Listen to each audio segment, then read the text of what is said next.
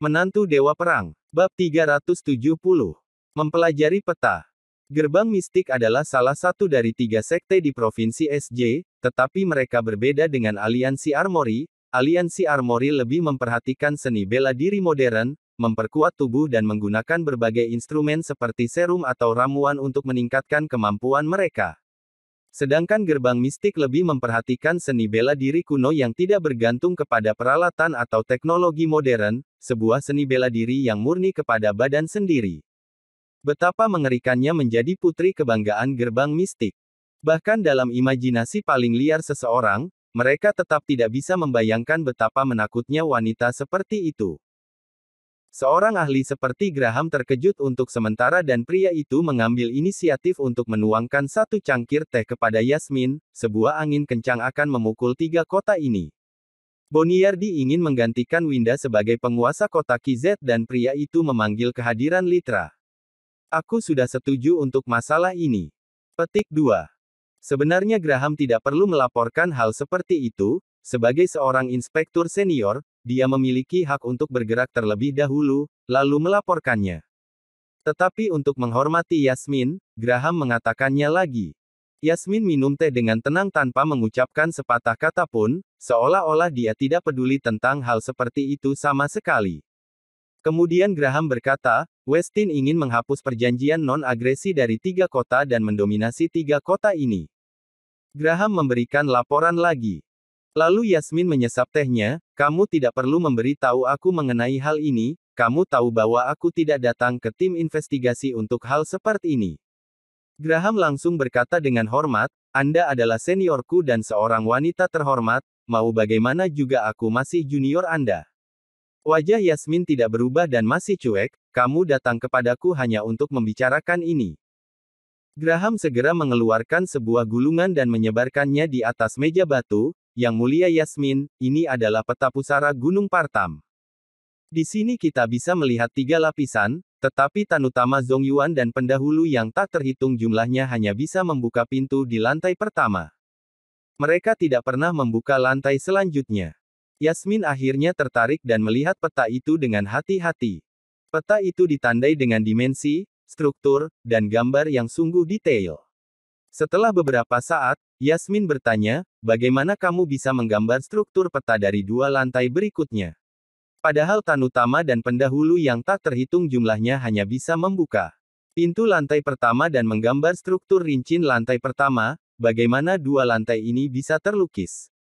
Graham tersenyum, orang-orang dari divisi bela diri provinsi kita yang membuka 2 lantai lainnya dan menggambar peta ini. Yasmin berkata sembari melihat peta. Orang-orang dari divisi bela diri provinsi telah dikirim, tetapi mereka belum mendorong pintu lantai terakhir pusara Gunung Partam. Graham berkata, karena berbagai alasan, pintu terakhir tidak bisa didorong terbuka.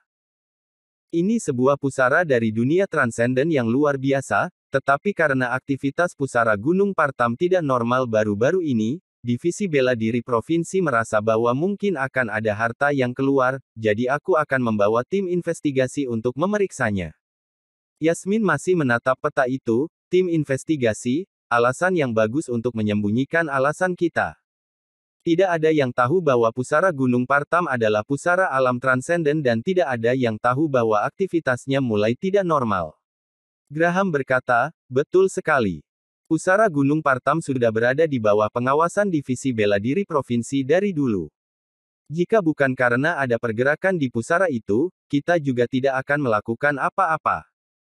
Orang-orang mengira bahwa kita sedang menyelidiki perang antara seni bela diri kota ZH dan kota KZ, tetapi mereka terlalu banyak berpikir.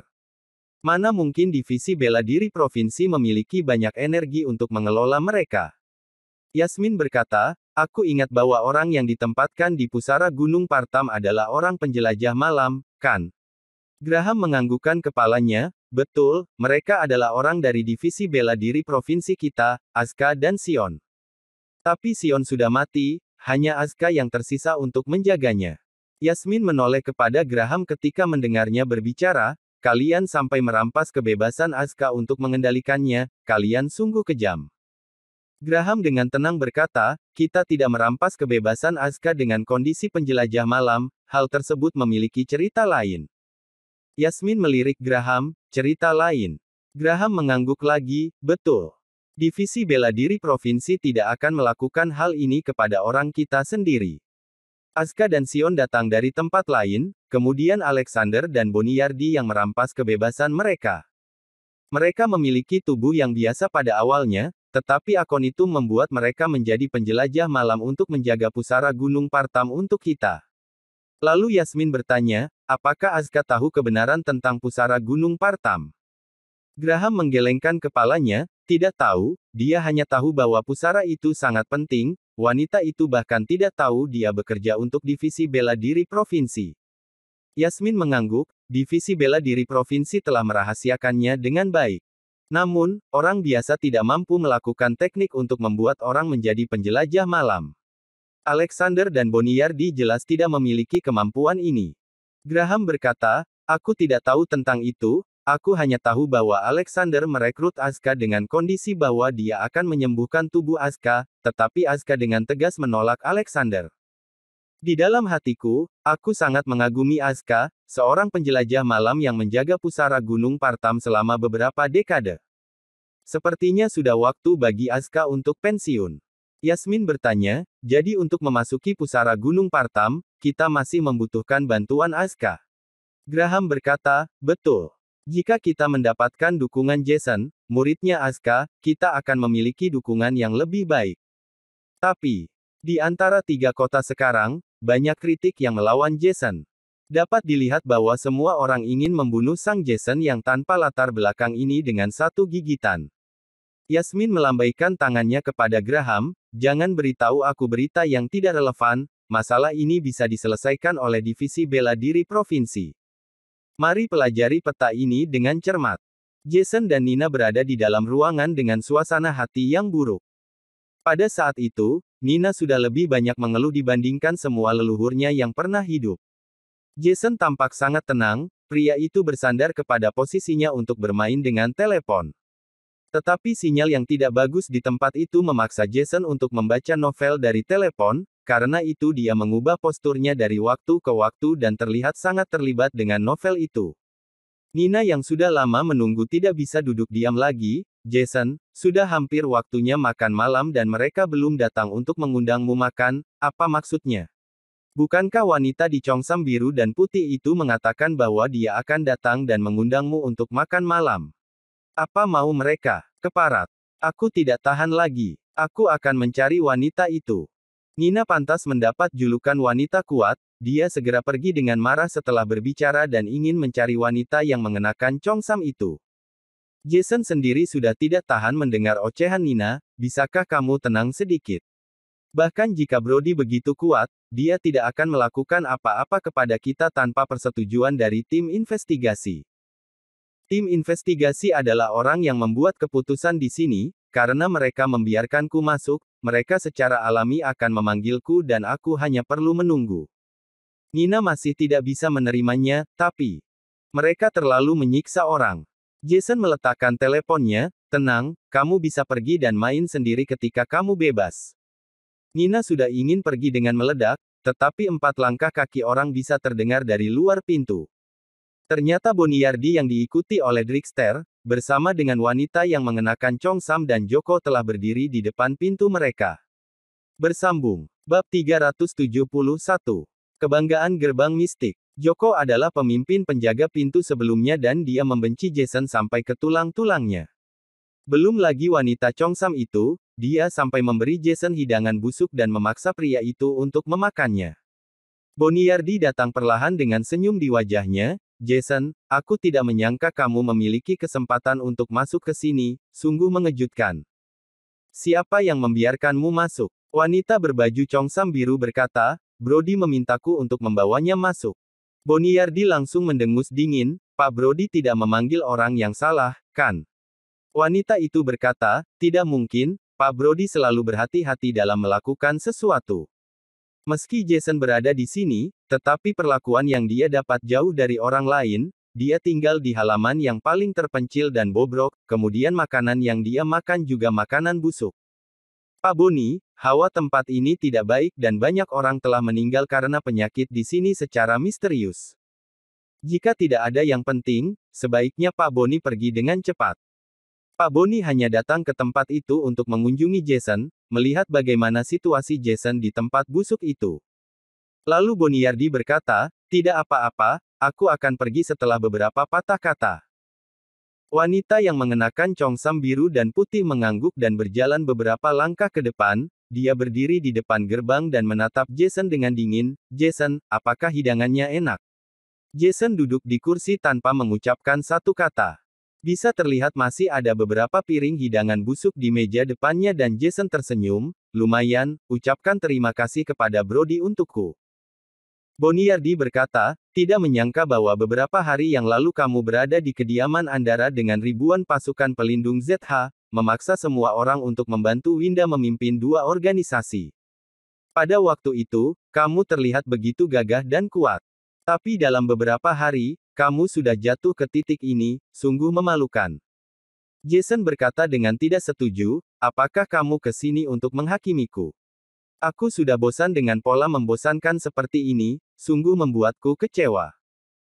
Boniardi tersenyum, "Jika aku tidak melihatnya dengan mata kepala sendiri, aku tidak akan percaya bahwa pria muda yang begitu bersinar di kediaman Andara akan jatuh di sini."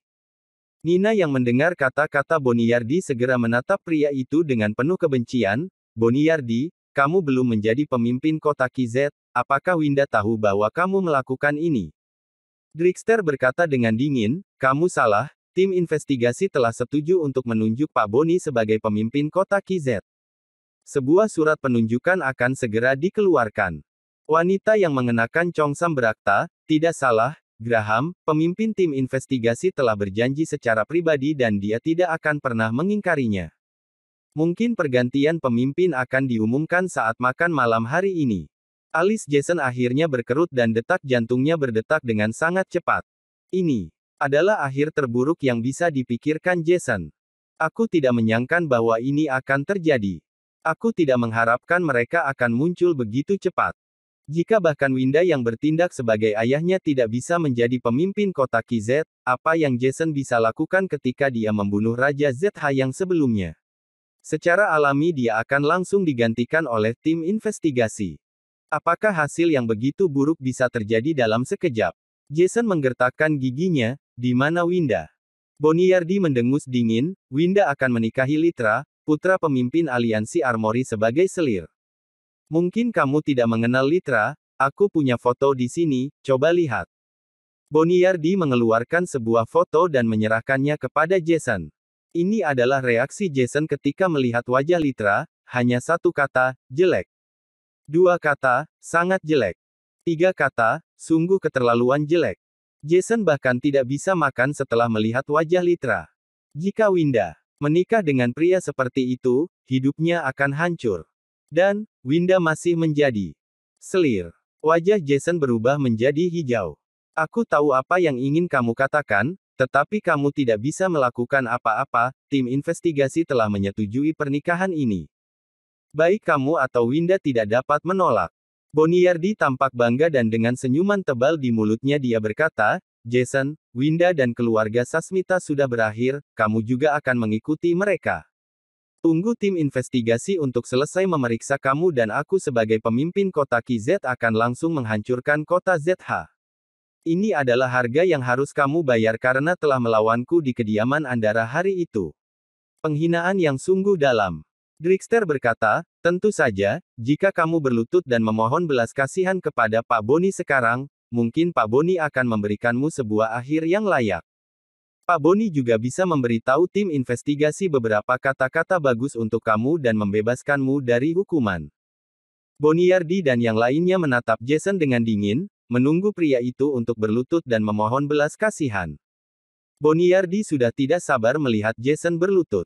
Tentu saja Jason tahu apa yang Boniardi katakan adalah benar dan dia tahu bahwa dirinya sekarang tidak memiliki banyak pilihan. Tetapi Jason tidak bisa melepaskan kota ZH, kota Z terlalu penting bagi Jason. Kota ZH adalah asal mula kebangkitan Jason setelah dikalahkan di Gunung Cheron. Jika kota ZH hilang, maka Jason tidak akan memiliki apa-apa. Semua kerja keras dalam 3 tahun terakhir akan berubah menjadi debu dan kemungkinan untuk bangkit di masa depan hampir tidak ada. Jason, ini satu-satunya cara untukmu. Jika kamu mau menyerah, kamu tidak perlu makan makanan busuk di atas meja itu. Aku sudah menyiapkan makanan segar untukmu di sini dan kamu bisa makan banyak ikan dan daging. Bonniardi melambaikan tangannya dan Trickster segera mengantarkan hidangan yang lezat. Semua orang langsung menunggu keputusan Jason. Orang biasa akan pasti memilih hidangan lezat di depan matanya, tetapi Jason bukan orang biasa. Jason mengambil hidangan busuk di atas meja dan memasukkannya ke dalam mulut. Aku sudah terbiasa makan makanan seperti ini. Setiap gigitan hidangan busuk yang aku makan adalah untuk mengingatkan diri sendiri untuk tidak melupakan rasa malu hari ini. Selama aku tidak mati, aku tidak akan menyerah. Jika tidak ada yang ingin dibicarakan lagi, silakan pergi. Jason menundukkan kepalanya dan memakan roti busuk itu. Setiap gigitan adalah rasa malu, tetapi setiap gigitan adalah sedikit keberanian yang terkumpul. Ekspresi Bonniardi menjadi sangat dingin. Aku telah memberi kamu cara untuk bertahan hidup, tetapi kamu masih memilih mati. Kamu bisa tunggu kematian kamu di perjamuan malam ini. Orang yang tidak tahu terima kasih. Bonniardi memalingkan badan dan pergi setelah meninggal kata-kata itu. Tetapi ada saat itu, embusan angin tiba-tiba datang dari luar gerbang. Pada hari yang cerah di dalam istana yang dalam, dari mana angin ini berasal?